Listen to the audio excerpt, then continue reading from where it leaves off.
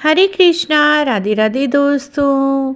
देव उठनी एकादशी 23 नवंबर 2023 को है। इस दिन से विवाह, शादी, सभी मांगलिक कार्य शुरू हो जाएंगे। इसी दिन देव उठनी एकादशी है, यानी देवी देवता जाग जाएंगे और भगवान विष्णु जी 4 महीने की अपनी योग निद्रा से जागेंगे। तो ऐसे में तुलसी जी का विवाह कब करें?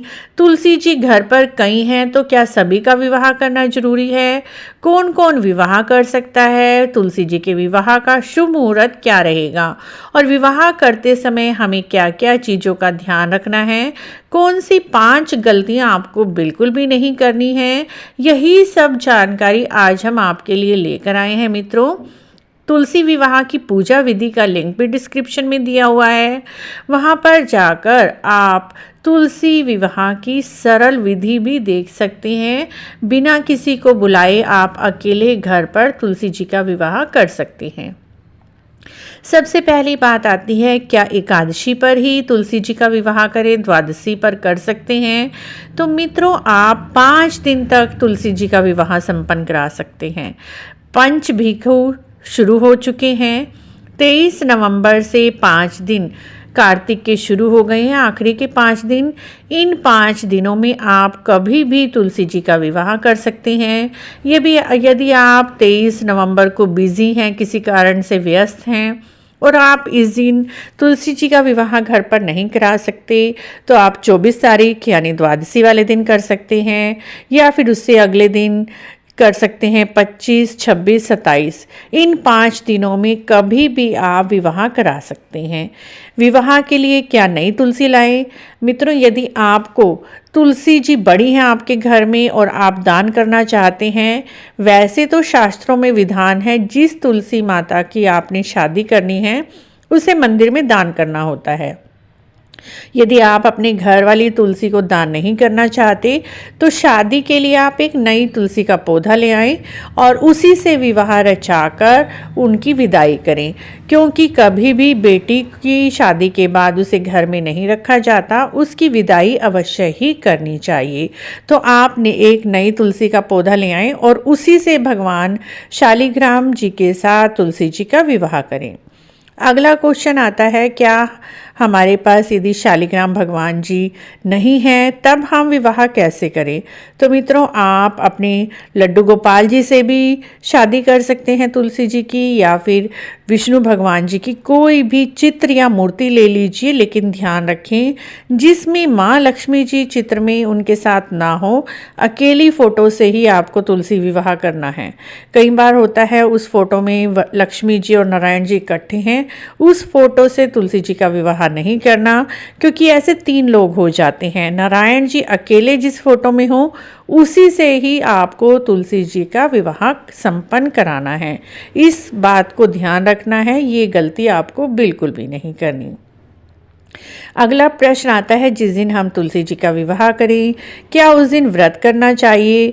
तो देखिए फ्रेंड्स, जिस दिन बेटी का विवाह होता है उनके माता पिता उस दिन व्रत अवश्य ही रखते हैं। जिस दिन भी आप विवाह करें उस दिन कोशिश करें कि व्रत कर लीजिए। यदि आप दोपहर को विवाह कर रहे हैं तो दोपहर के बाद फिर आप खाना खा सकते हैं, लेकिन निर्जला व्रत करके ही आपको तुलसी जी का विवाह करना चाहिए, तभी आपको कन्यादान का फल मिलेगा। क्योंकि कन्यादान के लिए ही तुलसी जी का विवाह किया जाता है। जिन दाम्पत्य कन्या नहीं होती, कन्यादान के लिए ही वो विवाह करते हैं। तो इसीलिए मित्रों, ध्यान रखें, कोशिश करें कि व्रत आप अवश्य करें। जब तक विवाह संपन्न नहीं हो जाता, आधे दिन का व्रत चाहे करें, लेकिन व्रत आपको अवश्य ही करना चाहिए, तभी आपको विवाह का पूर्ण फल मिलेगा। अगली बात आती है मित्रों, क्या हमें शुभ मुहूर्त में ही विवाह करना चाहिए या बिना मुहूर्त देखे भी आप विवाह कर सकते हैं? तो मित्रों, वैसे तो प्रदोष काल में विवाह किया जाता है, सूर्य छिपने से 72 मिनट पहले और सूर्य छिपने के 72 मिनट बाद। ये ही सब शुभ मुहूर्त होता है। 5 दिन आप प्रदोष काल में ही विवाह करें, सूर्य छिपने से 72 मिनट पहले या फिर सूर्य छिपने के 72 मिनट बाद तक आप विवाह संपन्न करा लें। यही शुभ मुहूर्त है। 23 अक्टूबर को तुलसी जी का विवाह करने का शुभ मुहूर्त मित्रों शाम को 5 बजे से लेकर शाम को 7:12 तक रहेगा। यदि आप 23 अक्टूबर को विवाह कर रहे हैं तो आप शाम को 5 बजे से लेकर रात के 7:12 तक विवाह कर सकते हैं। इस तरह से मित्रों तुलसी जी का विवाह किया जाता है। जिन भी तुलसी जी का विवाह करें उनको जो भी अपने श्रृंगार का सामान, चुन्नी जो भी चढ़ाया है तुलसी जी के पौधे के साथ ही वो आपको मंदिर में दान करके आनी होती है। जो भी आप बेटे को दहेज देना चाहते हैं, बर्तन, कपड़े, दक्षिणा, मिठाई, वो सब आप मंदिर में तुलसी जी के पौधे के साथ ही दान करके आएंगे। यही सही विधि है। इस तरह से मित्रों आप ये सब काम संपन्न कर लीजिए। उसके बाद हम बताते हैं आपको क्या 5 गलतियां नहीं करनी। सबसे पहले मित्रों जिस दिन भी आप तुलसी जी का विवाह करें उस दिन पूरा दिन आप शांत रहें। कोशिश करें कम से कम बोलें। ज़्यादा किसी से बहस वगैरह या गुस्सा, निंदा, चुगली इन सब चीज़ों से दूर रहें। वे बेकार की निंदा चुगली से बच जाएं, वाद विवाद से बचें। उस दिन आप मन में कोई भी बुरा विचार ना लाएं। दूसरी बात मित्रों जो भी आपको सामग्री लेकर आनी है पहले ही दिन ले आएं और कोशिश करें ऐसा चित्र लेकर आएं जिसमें भगवान नारायण अकेले हों। लक्ष्मी जी के साथ आपको चित्र नहीं लाना, अकेले भगवान नारायण का चित्र हो, उन्हीं से ही आपको तुलसी जी का विवाह संपन्न कराना है। तीसरी बात मित्रों इस दिन आपको कोई भी तुलसी जी का पत्ता नहीं तोड़ना। जिस दिन भी आप विवाह करें उस दिन तुलसी जी बिल्कुल ना तोड़ें। एक दिन पहले ही तुलसी का पत्ते तोड़ कर रख लिए क्योंकि भगवान तुलसी के बिना भोग स्वीकार नहीं करते। तो जब भी आप विवाह करें उस दिन तुलसी जी को पत्ते ना तोड़ें। आप पत्ते तोड़ने से पाप लगेगा क्योंकि हम उस दिन विवाह कर रहे हैं। उस दिन पत्ते तोड़ना बिल्कुल भी सही नहीं है।